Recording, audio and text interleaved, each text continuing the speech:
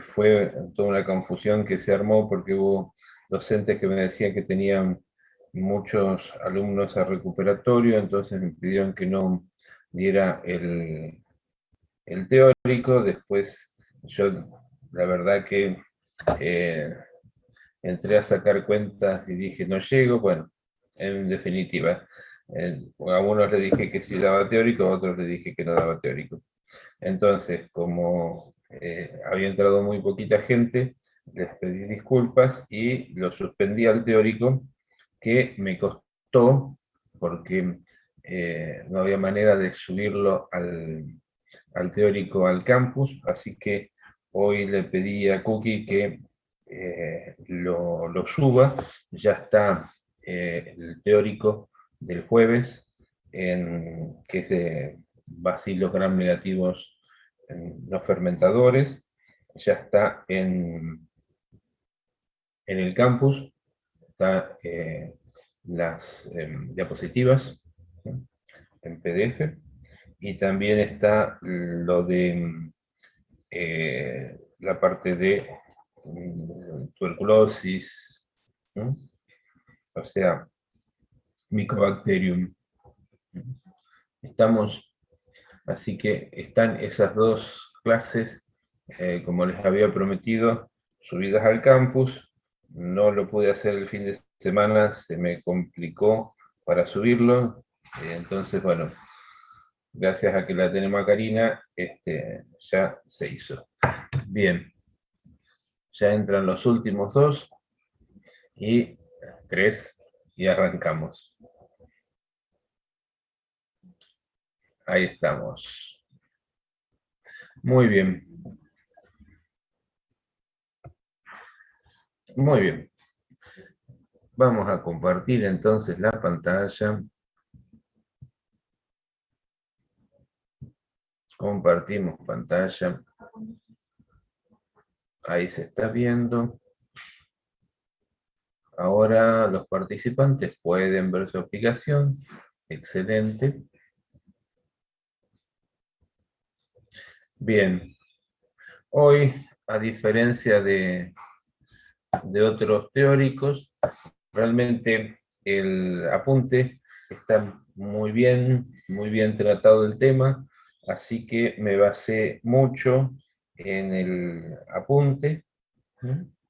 Este, algunas cosas se las voy a ir aclarando en la medida que vaya pasando, pero la verdad es que está muy bien.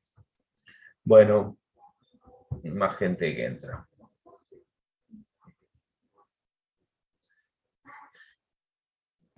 Profe, Entonces, disculpe que lo interrumpa. más gente que entra. ¿No seguimos con Bacilos Gram? No, es lo que yo les estaba diciendo. Ese teórico está todo subido en el campus. Fíjense porque ese teórico está completo en el campus. ¿Mm?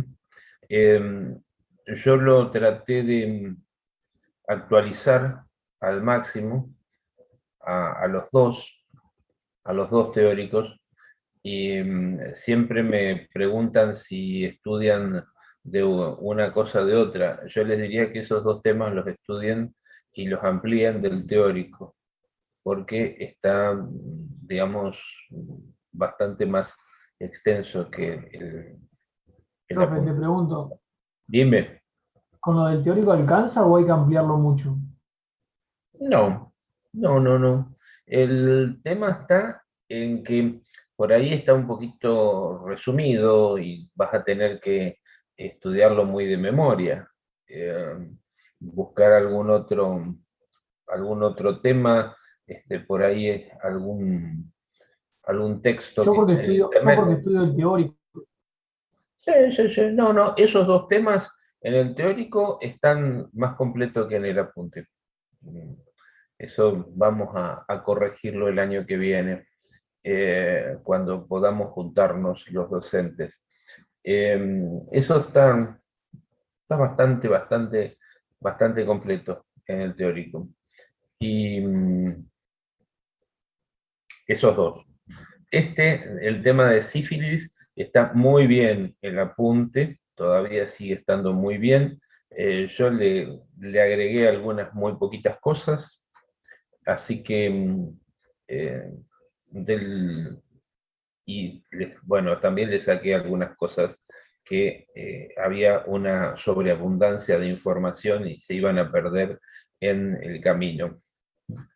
Ahora vamos a ir hablándolo en la medida que avancemos. Bien, ya Profe, estamos todos. disculpa que Sí, te interrumpa. Yo quería dale. saber si hay una fecha aproximada de segundo parcial. Sí, sí, sí. La fecha era para el 14 de septiembre. A ver, déjame ver, septiembre. Sí, la fecha estaba prevista para el 14 de septiembre. De cualquier manera, lo chequeo para el jueves, lo hablo con Gustavo a ver si no ha habido ningún cambio, pero la fecha era 14 de septiembre. Bien, Gracias, profe. vamos entonces a ver lo que es el orden espiroquetales. Como de costumbre, tratamos de dar una noción general y después esa noción general perfectamente se adapta a las bacterias en particular que tenemos que dar. Lo que hoy vamos a hablar son de las bacterias que son muy, muy finitas, muy chiquitas, muy delgadas, difíciles de ver en el microscopio óptico. Son justamente espiraladas, parecen un sacacorchos.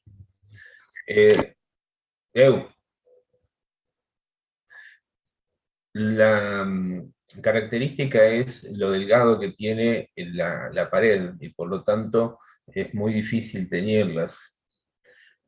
Tienen los flagelos que están en el interior de la pared. Y eso le permite la movilidad, que generalmente es a través de movimientos de rotación, algunos de flexión también, y progresan como si fuesen un tirabuzón. El microscopio electrónico, ahora vamos a ver una imagen, si ustedes lo cortan, imagínense que lo cortan así, y lo miran, entonces lo que van a ver es un cilindro, ¿no? Un cilindro protoplasmático, en el cual está limitado acá a los costados por la membrana plasmática. Adentro van a tener el citoplasma con el nucleoide, y entre la membrana plasmática y la pared van a tener entonces ahí el llamado espacio periplasmático. Ahí van a tener a los flagelos que en algunas de las especies que son polares se unen en el centro. O sea, si ustedes hacen el corte acá en el centro, se pueden encontrar que hay 6 flagelos, pero en realidad son 3 en cada extremo.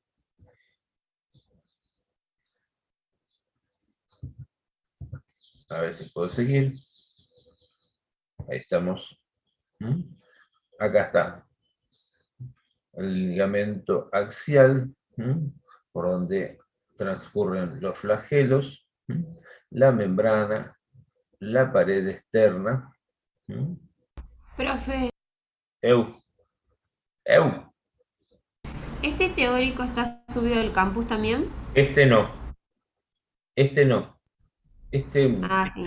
se los puedo subir, se lo mando a la Cuca, pero como ya no sé si estabas cuando les decía que a diferencia de los otros, En este me he basado prácticamente todo en el apunte, porque el apunte está muy bien.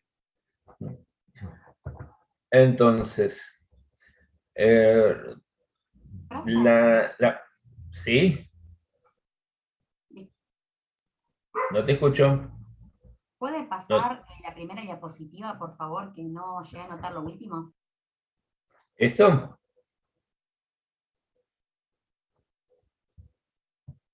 ¿Esto? Sí, profe, ya está, gracias.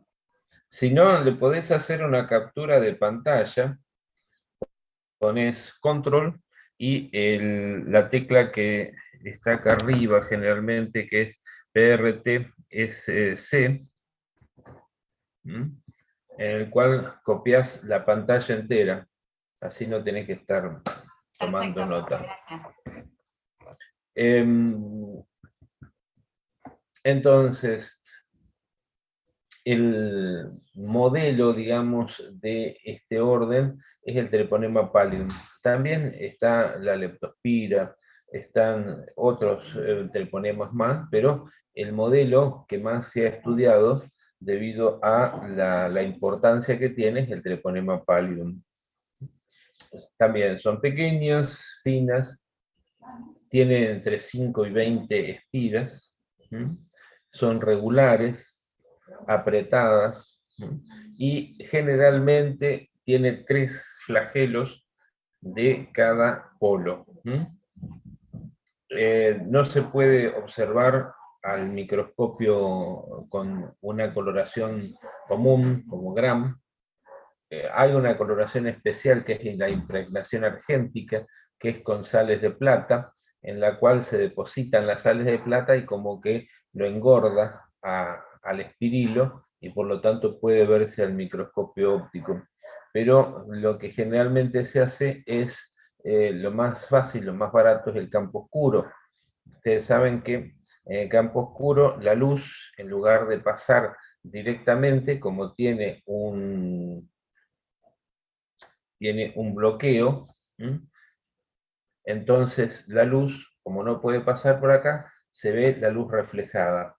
Y entonces lo que estamos viendo es el fenómeno Tyndall, que siempre se los digo, es como cuando ustedes están un día en su casa con la ventana baja y tienen una endijita y pasa un filo de luz del sol y están viendo todo el polvillo ambiental que cuando prenden la luz eso desaparece. Eso es el fenómeno Tyndall, que ese polvillo refleja entonces la luz y por esa razón ustedes pueden llegar a verla.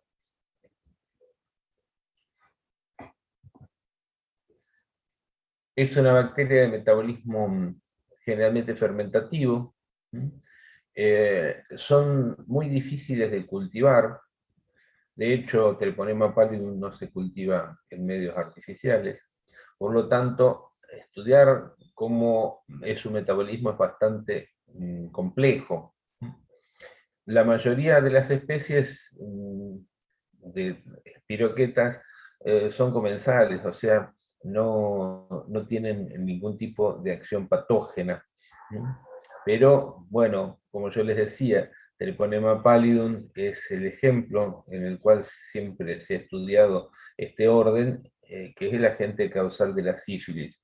Ahí en el apunte les dice las otras 2 enfermedades que provoca, que es la pinta y el caratén, pero la verdad que como no están en Argentina, yo no se las he dado. Además, nunca escuché a nadie, nunca vi esas lesiones, esa enfermedad. Por lo tanto, me restrinjo a sífilis que lamentablemente se sigue viendo. Treponema pallidum es un microaerófilo, insisto, no se cultiva en medios artificiales, pero se ha visto que cuando se cultiva en líneas celulares, las líneas celulares son células vivas que se pueden sacar, o sea, ustedes pueden ir y comprar una línea celular para, por ejemplo, cultivar virus, o bien pueden hacer con, por ejemplo, riñón fetal, ¿no?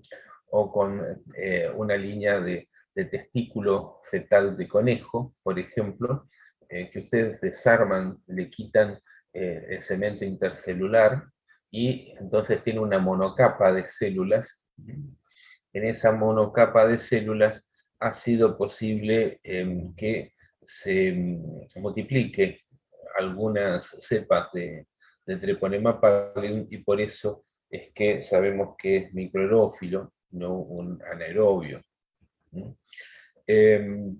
Bueno, los treponemas comensales son muy frecuentes, las vamos a ver incluso en boca, y uno de ellos es el treponema de Vincent o treponema vincenti, que la van a ver esto en los prácticos, provoca una enfermedad bastante embromada, que es la angina de Vincent.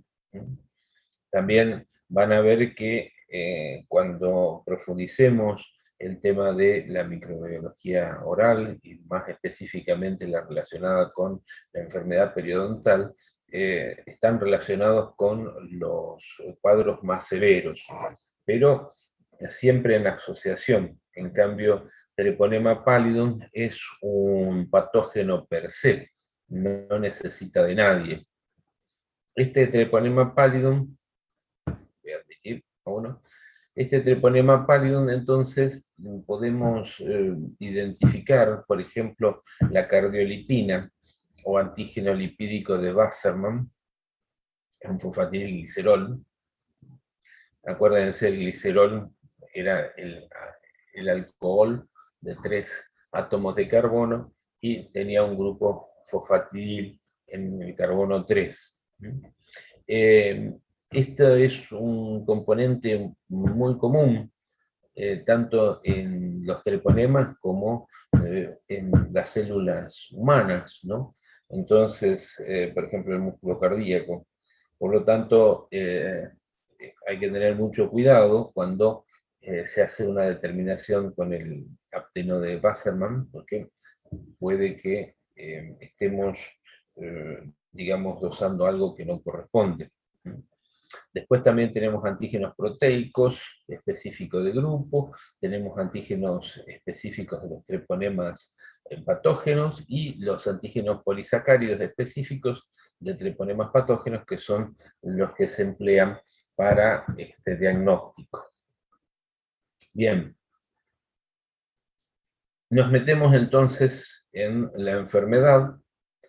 Esta, chicos, es una patología que por lo general se pide mucho en los exámenes, es muy importante, es necesario que ustedes la tengan muy clara para cuando van a cursar estomatología, tanto estomato 1 como estomato 2, como patológicas, porque se ve.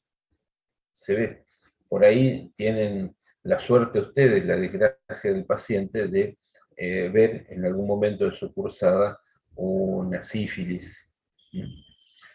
Es una de las más importantes. La punta dice la más importante enfermedad de transmisión sexual, que es esta sigla, ETS. Algunos hablan de ITS, infecciones de transmisión sexual, es lo mismo. Porque esta enfermedad tiene graves consecuencias, sin ningún lugar a dudas. La transmisión es exclusivamente por vía sexual, a través del contacto directo mucosa con mucosa. Y la fuente de infección es exclusivamente humana. Entonces, esto viene a cuento y se lo ponemos, quizá la doctora Hermida lo ha puesto y lo ha remarcado, porque, bueno,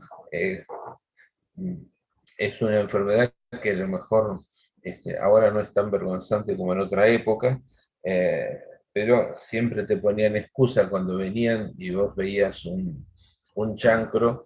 Sí, no, tuve el problema en que me fui, me bañé y me sequé con una toalla que había usado otro, o sí, vos sabés que me senté en un baño público, me senté en el inodoro del bar tal, seguramente estaba muriendo. No, es un bolazo, un bolazo.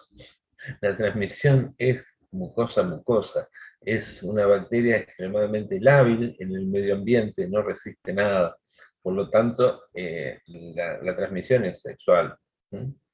También puede haber otros casos, como vamos a ver. ¿Mm? Ya vamos a ver que hay 3 estadios, ¿sí? Y que solamente los primeros, el primero y el segundo, son los que tienen una abundancia de estos treponemas en las lesiones, y por lo tanto son los momentos en los cuales es más fácil de transmitirse. Ahora, ¿cuáles son las excepciones en lo que yo le decía de la transmisión sexual?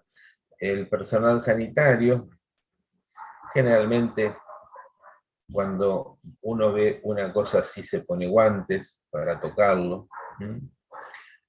Y sí es posible una transfusión sanguínea con sangre contaminada. No es fácil que ocurra esto, no es fácil que ocurra esto, ya que los bancos de sangre se cuidan muchísimo y los reactivos, digamos, hoy día son muy buenos y los bancos de sangre hacen sí o sí estos controles. No obstante a ello, al mejor de los cazadores se le escapa la liebre. Yo conocí un caso que me lo dijo el mismo médico que le había pasado, que él incluso le metieron un juicio por mala praxis y difamación y lo ganó. Resulta que va una señora a consulta, una señorita, a consulta, y él ve lo que tenía toda la pinta de ser una sífilis. Entonces, bueno, él indaga, se le ofendió mucho a la mujer, entonces le pide disculpas y le pide los análisis, y los análisis le salieron positivos. Ya, sífilis. Obviamente lo demandó, le ganó el juicio, y bueno, resulta que esta señorita se había hecho una transfusión hacía un tiempo, que ella no se acordaba porque había estado muy anémica, se había desmayado, la habían llevado a internación, le habían hecho la transfusión y evidentemente era la única posibilidad de que se hubiese infectado con treponema pallidum. La otra forma es a través de placenta, y producir una infección congénita. También todas las embarazadas, ustedes, en el momento de los que no estén casados, los que sean solteros, cuando se vayan a casar les van a hacer una VDRL, hay una ley nacional, toda embarazada tiene que tener una VDRL, y hace unos años atrás hubo varios casos de sífilis congénita en la provincia de Buenos Aires, en el Gran Buenos Aires, debido a una partida de estos reactivos que había venido en malas condiciones. Creo que había perdido con la cadena de frío, algo había pasado, y un número importante de casos, digamos, sucedieron, y esto llevó a un gran revuelo en el Ministerio de Salud. Una cosa que me faltó decir y que no está ni en el apunte ni en la clase, es que es una enfermedad de denuncia obligatoria. Es una enfermedad de denuncia obligatoria. Ustedes tienen que informar a las autoridades de la infección por sífilis. La base anatomopatológica de estos procesos es una endarteritis obliterante. O sea, ustedes se acuerdan que las arterias tienen una íntima, ¿no?, de músculo. Entonces, aparentemente, acá en esta íntima se produce una reacción en la cual llega a tapar, a ocluir la arteria, pero de los pequeños calibres, de pequeñísimos calibres. Y esto le va a dar la razón de por qué aparecen los signos que aparecen. O sea, acuérdense, por ejemplo, que la aorta tiene las vasa vasorum, que son los vasitos que nutren la pared de la aorta. Si yo tengo una endarteritis obliterante en esas vasa vasorum, obviamente voy a tener la muerte de la capa muscular y toda la arteria se me va a ensanchar en ese globo que se va a hacer, se van a producir coágulos, debido a que va a cambiar de flujo laminar a flujo, o sea, va a producirse ahí el depósito de células y es un problema muy grave. Ya lo vamos a ver. También imagínense que se está multiplicando esto en un bebé, en un feto. Entonces va a donde tiene pequeñas arterias, por ejemplo, en los huesos, y por eso van a tener problemas en los huesos de la nariz. Por eso van a tener problemas en los huesos como, por ejemplo, las tibias. Por eso el nene nace como si estuviese envuelto en una bolsa de nylon, por los problemas en la piel. Prácticamente toda la fisiopatología la podemos entender y explicar a través de esta endarteritis obliterante. ¿Qué es lo que hace que este agente sea tan patógeno? No se sabe, no hay una explicación razonable. ¿Sí? ¿Alguien quería preguntar algo? Bien. La capacidad infectiva aparentemente sería a través de la adhesión a las membranas celulares y la multiplicación en el seno de los tejidos. Ya saben, esta endarteritis obliterante explica muchas cosas. Se supone que se adhiere al mucopolisacárido superficial de los tejidos del hospedador y también tiene un efecto antifagocitario. Hay una tremendamente grande multiplicación en el sitio de inoculación, donde ingresa, y luego va a evadir la reacción inflamatoria y la reacción inmune para infectar prácticamente todos los tejidos del organismo. Nada más que el proceso es lento, muy lento. La enfermedad, como ya les había adelantado, cursa en estadios. Y digo estadios porque poner acento en la I no es correcto. Estadio es enfermedades o de un estadio de fútbol, es la misma palabra. Cursa entonces en periodos o estadios bien diferenciados desde el punto de vista clínico. Bien diferenciados, ya lo vamos a ver. Y separados por periodos de latencia.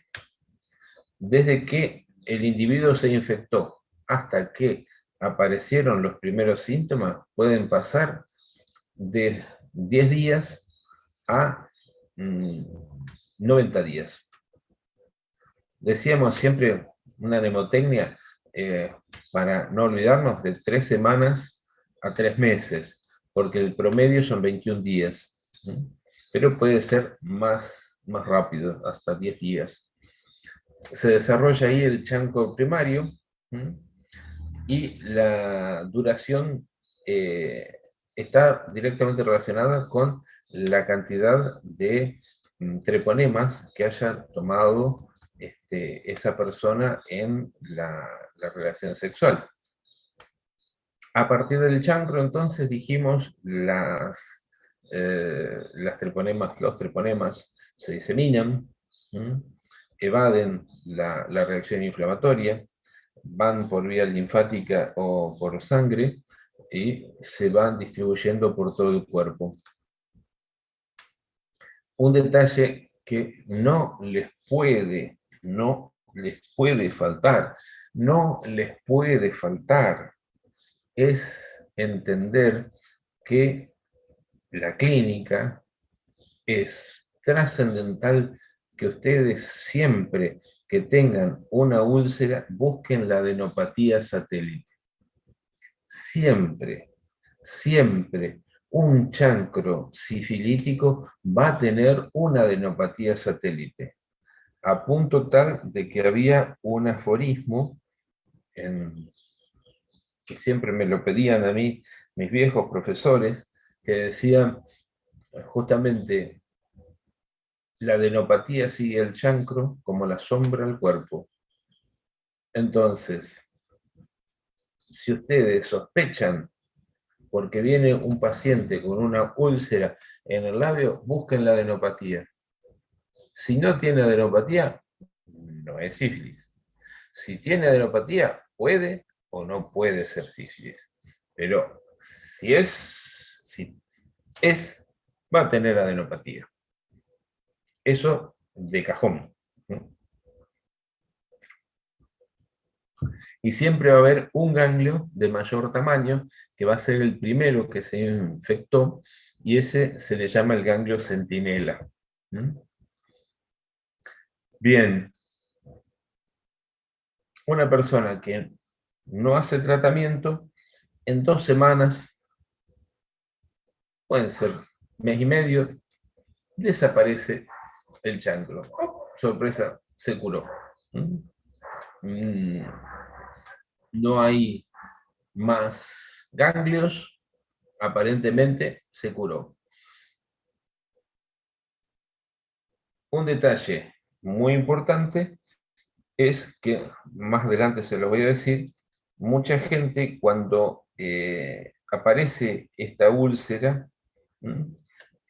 hace un tratamiento local con una pomadita, se pone o toma 2 o 3 antibióticos que le habían sobrado de una vez que estuvo resfriado y que no terminó de tomarlo porque se olvidó. Entonces, muchas veces se acelera la desaparición del chancro, y es un error porque eso lo lleva a que la persona no consulte. Bueno, anatomopatológicamente hay treponemas, infiltración, no se va a hacer seguramente una anatomopatología, porque ello implica sacar un pedazo de la zona donde está el chancro, y hay muy poca gente que vaya a permitirlo. Después, entonces, de que desapareció, pueden pasar 2 meses o 2 años en el que la persona no se enteró. No se enteró de nada. Desapareció realmente el cuadro. Y de buenas a primeras se brota. Yo he visto sífilis secundarias que la persona cree que ha tenido un problema de tipo alérgico, porque le aparecen todos como ronchas. Entonces, me acuerdo de una vez, un amigo de una amiga mía, que le dijo: cuando venga, decide que me vea, pero me salió toda una alergia.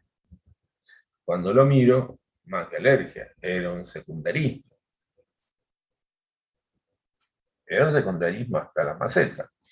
Muy parecido a la foto que les puse yo.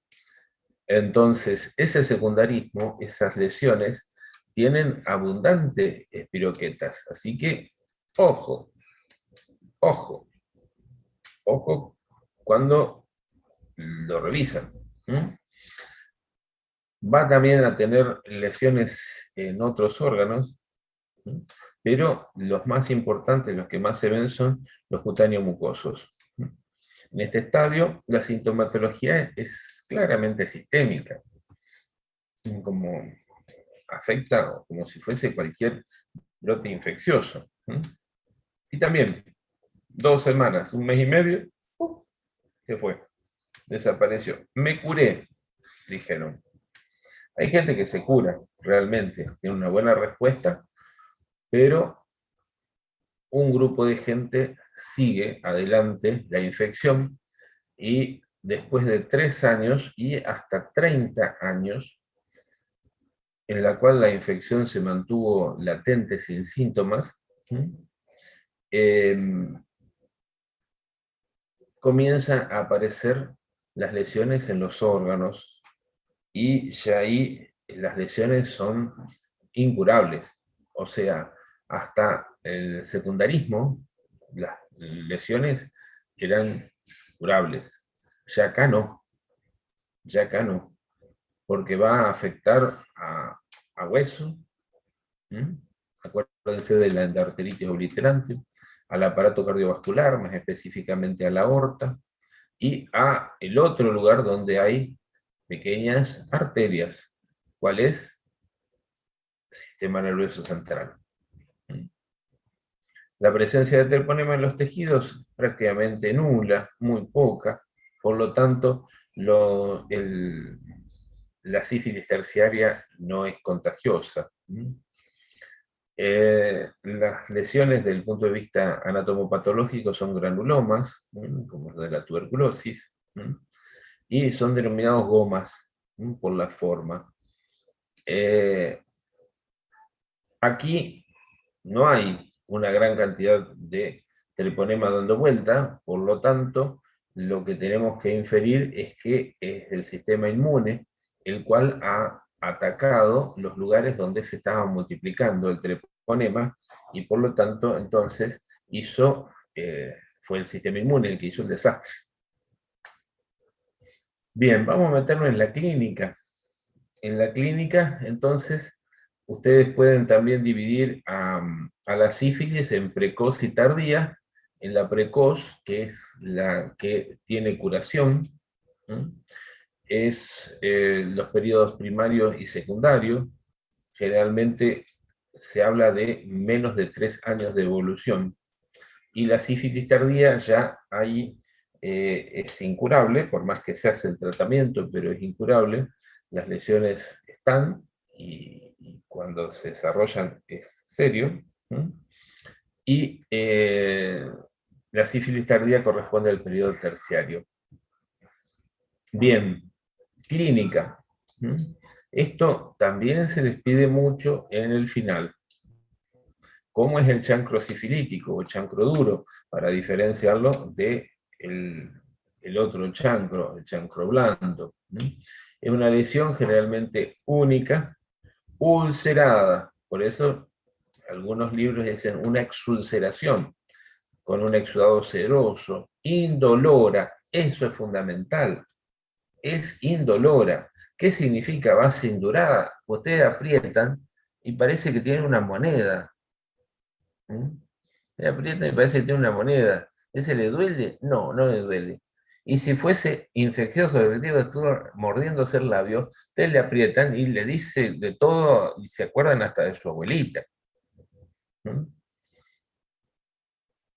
Es común que estas lesiones asienten en la cavidad oral, o sea, en el labio. También puede ser en otras partes del cuerpo, pero a nosotros nos interesa las de labio y cavidad oral en general. Y acá viene a cuento lo que ya les decía, el chancro puede pasar inadvertido. ¿Mm? Puede por una terapia insuficiente, pues se pusieron una cremita o algo. Y algunas veces, cuando la lesión, por ejemplo, la lesión primaria está en el cuello de útero, el cuello de útero drena los hipogástricos, por lo tanto, no se va a ver, salvo que justo coincida que vaya a ver al ginecólogo, pero no va a verse la adenopatía. ¿Mm? Entonces, ahí la sífilis primaria pasa inadvertida y debuta con un secundarismo. ¿Mm? También, bueno, es probable que en las extragenitales pueda pasar desapercibido. ¿Mm? Y también debute con un secundarismo. ¿Mm? Acá tenemos un chancro labial. Fíjense, base indurada. Ustedes lo aprietan a esto y acá no duele. Y ya le digo, es como si tuviese una moneda. Ahora, un detalle. Fíjense, acá tenemos una lesión única, pero miren acá. ¿Se ve? Sí, se ¿Se ve. ve esto? Esto también se puede llegar a ver en los genitales, cuando retraen el prepucio, entonces se ve, o sea, cuando retraen el prepucio, en un momento determinado, en lugar de hacer esto, la retracción del prepucio hace ¡bic! Pasa. Y ahí se ve en el prepucio y en el glande un chancro, que es esto que está acá, que es el famoso chancro en beso que se le llama. ¿Eh? La lesión acá es mínima, es diminuta, pero corresponde a la posición de los labios. ¿Mm? ¿Está? ¿Se entendió? No obstante a ello, fíjense que es una ulceración que tiene exudado, que si ustedes sacan de acá con un hisopo y lo ponen en campo oscuro, van a ver cómo se mueven los treponemas. Bien, las adenopatías suelen ser inguinales, bilaterales, o por supuesto induradas, no presentan supuración, salvo que a esto se le agregue alguna bacteria, como por ejemplo un estafilococo. En esta etapa, el diagnóstico de laboratorio se basa básicamente en la demostración del agente en el exudado o en la adenopatía, y se hace un campo oscuro. La serología comienza a hacerse positiva a los 10-15 días. Y acá un dato importante, porque cuando ustedes estén en estomatología, si llega a aparecer una persona con una cosa así, le van a decir, bueno, ¿qué le pedís? ¿Qué le pedís?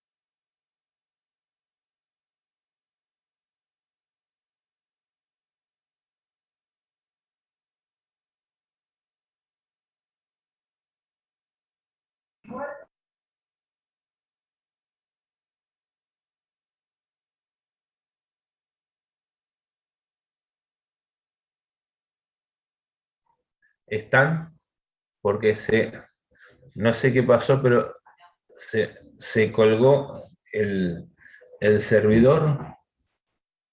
¿Están? Sí, profe, Sí, se profe. cortó. ¿En qué Bien. debeís? Bien. Vamos a volver.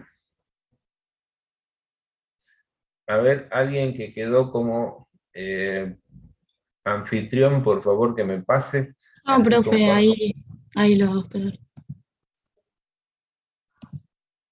A Listo. ver, bien, gracias. Entonces, lo que les estaba diciendo era lo siguiente. Viene este señor a la consulta. ¿Mm?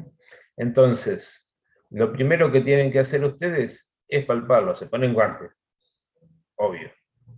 Lo palpan. ¿Le duele, señor? No. Le tocan los ganglios, tiene ganglios. Y es una sífilis cantada. Clínico.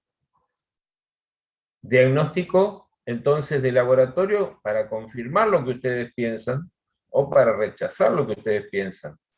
Entonces lo que hacen es pedir un campo oscuro, porque le preguntan, ¿cuánto hace que le apareció esto? Una semana, 10 días. Seguro que no va a tener ninguna serología positiva. O a lo mejor pueden llegar a tener una serología que ya vamos a ver, que es específica de treponema. ¿Alguna vez tuvo una cosa parecida? Sí, no, porque yo cuando joven, esa serología le va a seguir siendo positiva siempre. Ya vamos a hablar bien sobre el diagnóstico. Bien. Este señor se curó. Desapareció el problema, pero no se trató. Ustedes lo mandaron al médico, le dijeron, bueno, señor, usted tiene que ir a su médico porque le tienen que hacer una inyección de penicilina benzatínica. Ojo, el que tuvo alguna vez una inyección de penicilina benzatínica y se le cayeron las lágrimas, le esquiva. No fue. Bien, aparece al año con fiebre, decaído, adenopatía por todos lados y erupciones. Erupciones. ¿Qué pasa? Acá tengo que avanzar un poco en los conceptos porque son cosas que ustedes no han todavía visto. Se llama mácula a la mancha. Una manchita, como estas manchitas del sol, son manchas. Eso se llama entonces erupciones maculares. Pápulas son las ronchas. Son las ronchas. Como cuando le pica un mosquito. Eso es una pápula. Una roncha. La pústula es cuando a la pápula le aparece un puntito de pus. Cuando las lesiones papulosas, o sea, las ronchas, sobre todo en zona húmeda, van coalesciendo, o sea, se van juntando, forman los condilomas sifilíticos, los condilomas planos, que son ronchas grandotas, para decirlo de una manera más fácil. Los condilomas sifilíticos van a sentar sobre todo en mucosa o en zonas mucocutáneas, básicamente cuando hay humedad. Estas lesiones son ricas en treponemas. Acá vemos un condiloma plano. Miren qué hermoso condiloma plano. O sea, acá hubo ronchitas que se juntaron, hicieron un ronchón. ¿Se entendió? Sí, profe. Profe, ¡Eu! a mí me quedó una duda. ¿Las adenopatías es lo mismo que Los el ganglios cáncer? hinchados. Los ganglios hinchados. Ah, listo, gracias. Bien. Esto es lo que yo les decía, que vi, no en un ámbito académico, sino que el flaco pensaba que tenía una alergia. Dice, no, estoy con una alergia, mira cómo me han salido todos ronchas por todo el cuerpo. No, no era una alergia, era una sífilis secundaria. Era una sífilis. Bien, fíjense que realmente aparecen en todo el cuerpo. Fíjense que estas lesiones tienen treponemas. O sea que estas lesiones pueden tranquilamente transmitir la enfermedad. ¿Estamos? Muy bien. Las manifestaciones de sífilis secundaria pueden repetirse. O sea, a este señor pasaron, qué sé yo, un mes, desapareció, pero al poco tiempo le volvió a aparecer. Incluso puede llegar a tener un chancro, no hacer ninguna sifilide, no hacer ningún cuadro general y debutar muchos años después con una sífilis terciaria.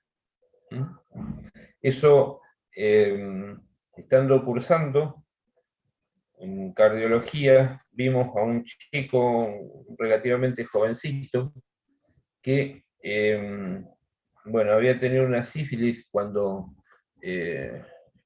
comenzó su andar por la vida, allá por los 13, 14 años, cuando tenía 20 y pico, apareció con un grave problema cardíaco que ahora se los voy a mostrar. No había hecho sífilides, y había hecho la pavada que yo les contaba de tomar 2 o 3 antibióticos que le habían sobrado de un cuadro respiratorio. Bueno, las sífilis secundarias, si llegan a tener un secundarismo, pueden hacer un campo oscuro, pero acá seguramente lo que más va a saltar, lo que más va a ser, digamos, marcador de sífilis, va a ser la serología.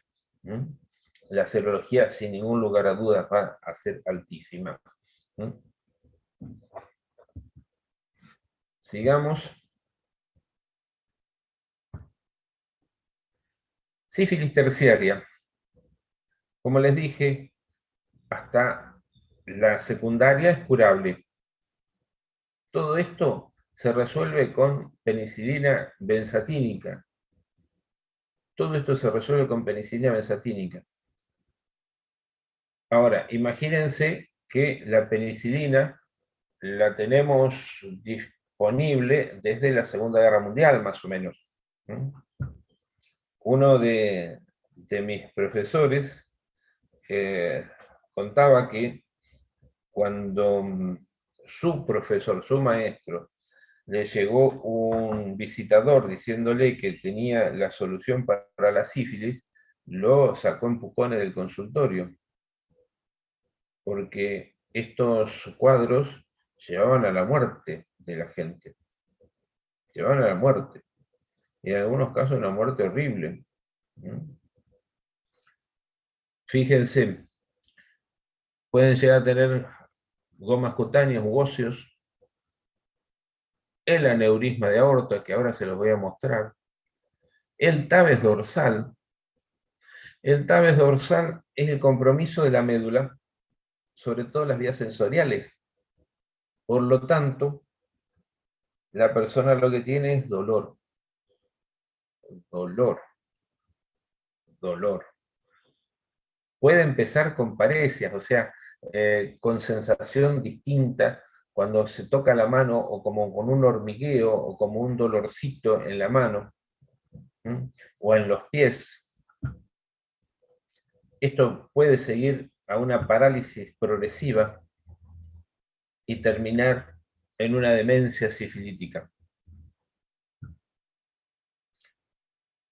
Hay algunos personajes, no de la historia nuestra, sino de la historia norteamericana. Al Capone, ustedes lo deben de haber escuchado.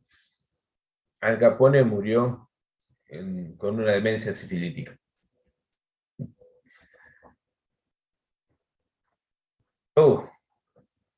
Error de ortografía.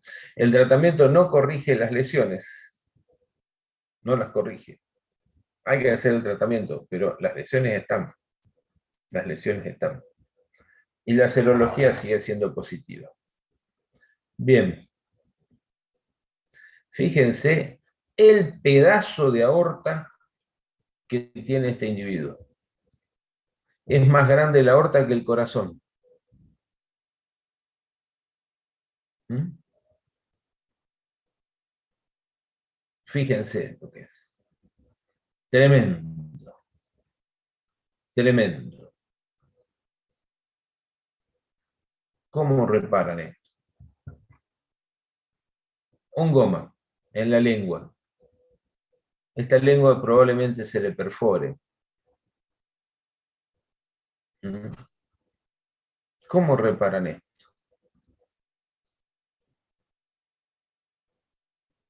Imposible. Bien. Ahora lo más serio, lo más grave, desde mi punto de vista, pueden compartirlo o no, pero ¿qué ocurre cuando una mujer con sífilis no es diagnosticada e infecta al feto? Alguien absolutamente inocente. Muchos de los casos terminan en aborto. Y si se llega al fin de la gestación, presentan estigmas sifilíticos. ¿Cuáles son esos estigmas sifilíticos? Bien, el chico nace con bajo peso al nacer, y se mantiene con bajo peso. Esto es una cosa bastante común en cualquier nene que nace con una infección. No ganan peso o incluso pierden peso. Fiebre. Están muy irritables, lloran. Antes de la desaparición del puente nasal, ustedes lo que tienen es la secreción nasal acuosa. ¿Por qué? Porque se le necrosan los huesos propios de la nariz. Entonces están con un moquito que le chorrea. Hay veces que nacen como si fuesen envueltos en un papel de nylon. Ustedes le hacen así en la piel y se les sale la parte superficial de la piel. En algunos casos, el líquido que tiene es rico en treponema. Hay erupción en la boca, en los genitales, en el ano, en toda la zona, digamos, mucocutánea, en los ojos también. Aparecen ampollas en la palma de la mano, en las plantas de los pies, en la cara. Van tomando incluso un color cobrizo. Ya cuando empiezan a crecer y si les llega a salir los dientes, van a tener los dientes de Hutchinson, que se dice, o dientes en barrilito. Son chiquitos que se quejan de dolor en los huesos por la arteritis obliterante. Pueden llegar a tener opacidad en la córnea o incluso ceguera. Pueden quedar sordos. Pueden tener artritis. Claro, por la artritis no quieren mover los brazos ni las piernas, porque les duelen por la artritis. Y pueden llegar a tener severos cuadros cicatrizales en la boca, en el ano, en los ojos, que les lleven a dificultad en esos órganos. O sea, la sífilis congénita es muy seria, muy seria. No existen vacunas, las infecciones no dejan inmunidad. Hay gente que es como que no escarmienta y junta enfermedades de transmisión sexual. Ante la aparición del chancro es necesario medicar correctamente para evitar las secuelas, para evitar la progresión de la enfermedad. Las embarazadas deben de hacerse controles. Deben de hacerse controles. Yo cursando en el hospital, teníamos que hacer guardias cuando cursábamos obstetricia. Llegaron chicas que la familia no se enteró que estaban embarazadas y llegaron a parir a la guardia. Si esa chica llegaba a tener sífilis, ¿quién se enteraba? Y lo más básico de todo, lo que nunca me voy a cansar de debatir el parche, son los métodos de barrera. Son los métodos de barrera.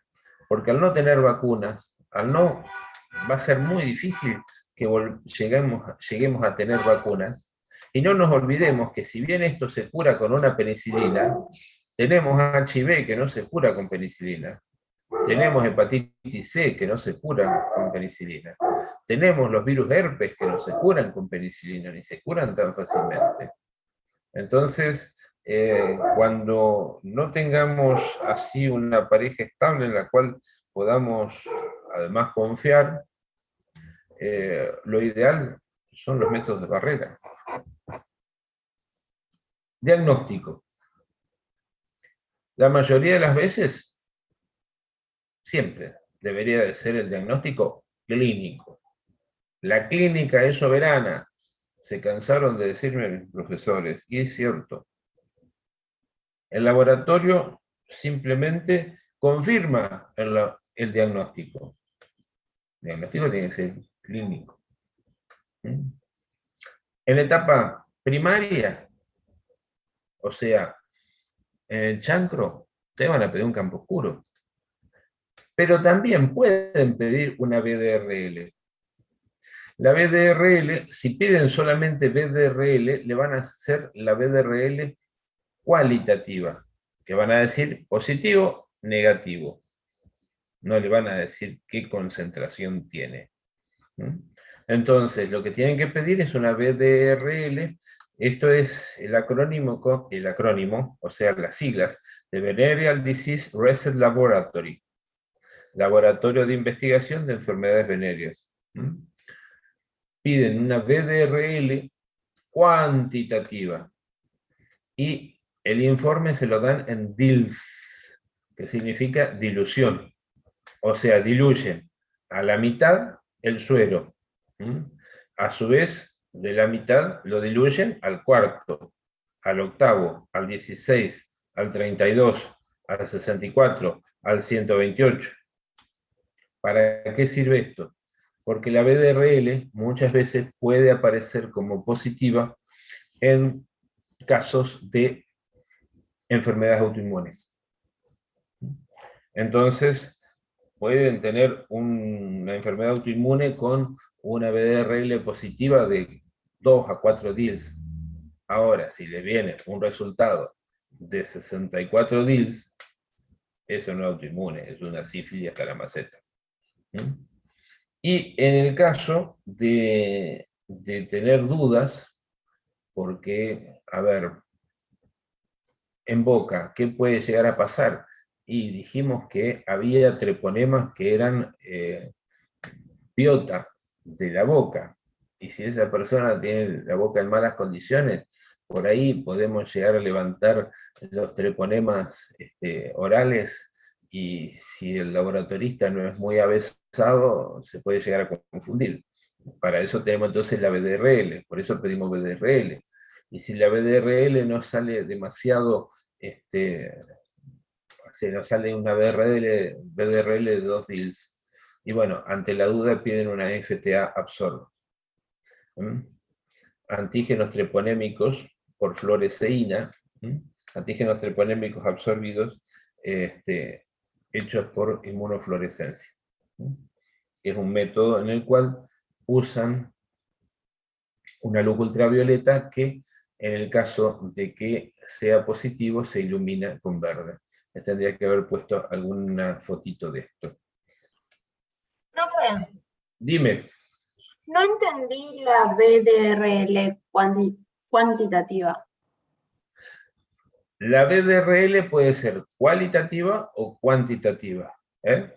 Cualitativa, te mezclan el suero con el reactivo, es positivo, listo, a la lona, positivo. Esa es la cualitativa. La cuantitativa, tienen que hacer diluciones del suero. Entonces, diluyen el suero a la mitad, una parte de diluyente, una parte de suero. Eso sería entonces una BDRL al medio. A ver si puedo anotar.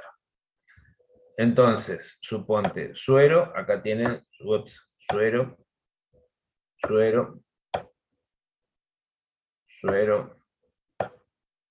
suero, suero y suero. Acá lo tienen puro, ¿no? Acá pusieron una parte del suero y una parte del diluyente, así que 1 en 2. Estos serían 2 DILs.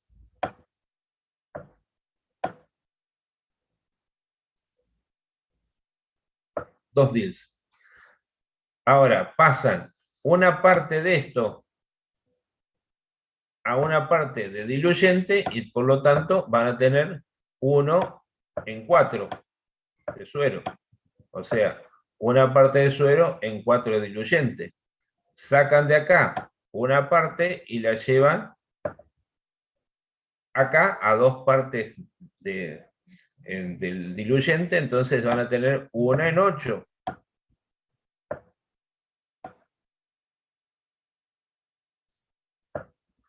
Sacan una parte de acá, la llevan una parte de acá y van a tener 1 en 16.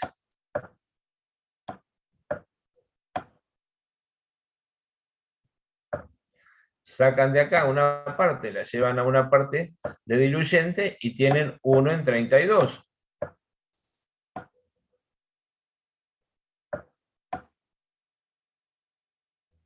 Y se siguen así, tendrían 1 en 64, tendrían 1 en 128, 1 en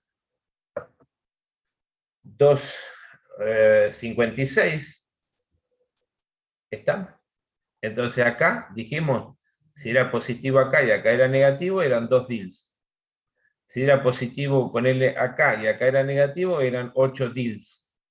Si era positivo acá y en el 64 era negativo, era 32 DILs. ¿Se entiende ahora? Sí, gracias, profe. Muy bien. Bueno, ¿tienen alguna pregunta?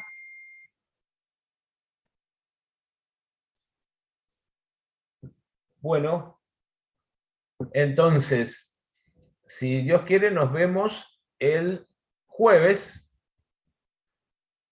que creo que el jueves deberíamos de empezar con la parte de inmunidad. ¿Estamos? Dale, profe, gracias. Sí, profe. Muy bien. Chau, Cualquier profe, duda gracias. que tengan, profe. péguenle una leída Gracias, profe. al apunte que está en el campus y si les queda alguna duda, me lo preguntan en la próxima clase. Dale, profe, gracias. Muy bien. Bueno. Niños, Chao, profe, nos gracias. vemos. Chao, profe. Adiós, hasta luego.